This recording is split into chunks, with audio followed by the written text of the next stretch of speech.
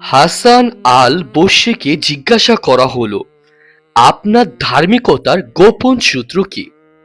তিনি বললেন, আমি 4টি ব্যাপারে অনুধাবন করেছি, আর সেগুলো হলো: প্রথমত, আমি জানি আমার রিজিক আর কাউকেই দেওয়া হবে না, এই জন্য আমার হৃদয় তৃপ্ত হয়ে গেছে। অর্থাৎ আমার রিজিকে যা কিছুই আছে সেটা একেবারে নির্ধারিত। এই রিজিক আল্লাহ তাআলা আমার জন্য সৃষ্টির আগে থেকে নির্ধারণ করে রেখেছেন। তার এক চুল পরিমাণ দানা বাকি রেখে আমি এই দুনিয়া থেকে বিদায় নেব না। দ্বিতীয়ত, আমি জানি আমার করণীয় ইবাদত আর কেউ করে দিতে পারবে না, তাই আমি নিজেই সেগুলো করা শুরু করেছি। অর্থাৎ আমি যে ইবাদতগুলো করব সেটা শুধুমাত্র আমার জন্যই থাকবে। আমি যেই আল্লাহর কাছে নিজের জন্য সমর্পণ করব, নিজের ভালোর জন্য আল্লাহর কাছে চাইবো, দোয়া চাইবো, সবকিছু আমার জন্যই থাকবে, সেগুলো অন্য কেউ করে দিতে পারবে না। তৃতীয়ত, আমি জানি আল্লাহ আমাকে দেখছেন, এই জন্য আমি গুনাহ করতে লজ্জিত বোধ করি।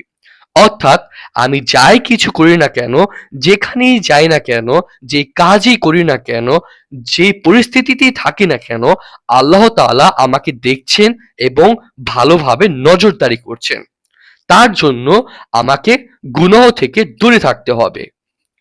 চতুর্থত, আমি জানি মৃত্যু আমার জন্য অপেক্ষা করছে, এই জন্য আমি আল্লাহর সাথে দেখা করার জন্য নিজেকে তৈরি করতে শুরু করেছি।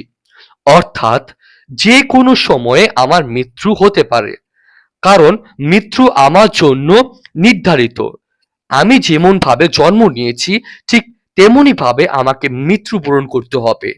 এই দুনিয়া হচ্ছে আমাদের জন্য একটি মোহমায়া, আর এই মোহমায়া ত্যাগ করে দুনিয়া থেকে কোনো এক সময় আমাদেরকে বিদায় নিতে হবে। আর এই বিদায় নেওয়ার জন্য আমাদের নিজেদেরকে সেরকম ভাবেই তৈরি করতে হবে, কারণ এই দুনিয়া থেকে বিদায় নেওয়ার পরে আল্লাহ তাআলা আর কোনোদিন আমাদের এই দুনিয়াতে আসার জন্য সুযোগ দিবেন না। তার জন্য আমাদেরকে এই দুনিয়াতে থাকতেই ভালো কাজের সাথে সম্পৃক্ত থেকে আমাদের এই দুনিয়াতেই সব ভালো কাজের সাথে সম্পৃক্ত রেখে আল্লাহর জন্য নিজেকে তৈরি করতে হবে। আল্লাহর কাছে দেখা করার জন্য নিজেকে সেভাবে গড়ে তুলতে পারলে আমাদের জীবন সার্থক হবে।